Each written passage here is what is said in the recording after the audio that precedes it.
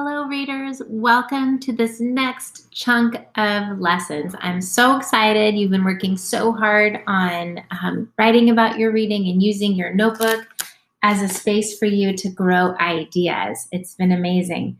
So now we want to work on ways to sharpen our reading and thinking skills. And we're going to do that with more writing about our reading and also some talking about our reading.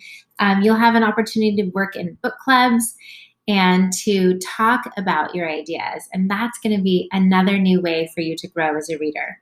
So, you've had this growth spurt since we started this unit, and I'm so excited to continue to see you push yourselves in your notebooks, in your conversations, and in your own reading life. So today, I want to really have you think about ways that you can read with more alertness and to see even more detail in your text. So if you could turn to the next available page in your reader's notebook, and at the top, go ahead and write down today's teaching point. Read alertly, see more details as meaningful. Okay? So authors put things in text, hoping that you'll find it, hoping that you'll discover it in order to get even more out of the text itself. And I hope that you're living your lives that way. I know that when we see more in the text, we see more in our lives. Things can sometimes have more meaning if we go back and study it. So an example of that is I've been thinking a lot about that. I keep replaying that scene of being told that we had to go home and shelter in place during the pandemic. And I keep replaying the scene of walking out the door of the classroom and not quite knowing what was going to happen.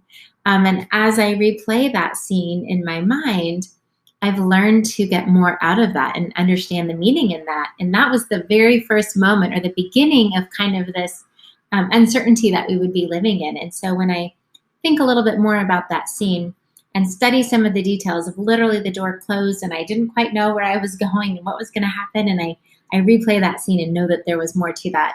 I just didn't realize it at the time. So that's exactly what we do as readers.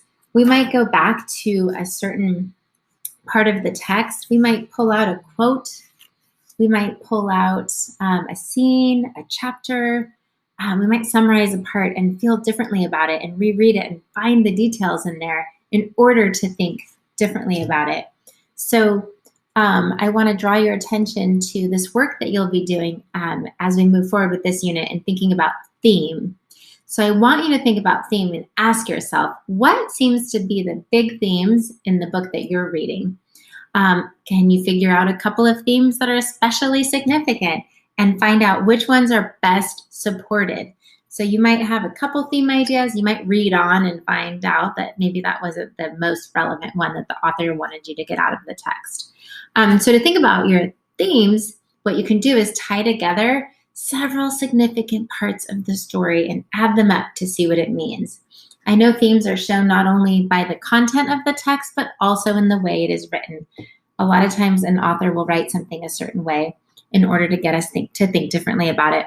So as you read today, I want you to collect important quotes, moments, scenes, or parts. You'll tie them together and you'll ask, what is this story really about? If you can see my notebook here, I've collected some quotes, little passages about Keck, the character from Home of the Brave. And I've kind of just started to collect them. And I'm about to do the same for another character.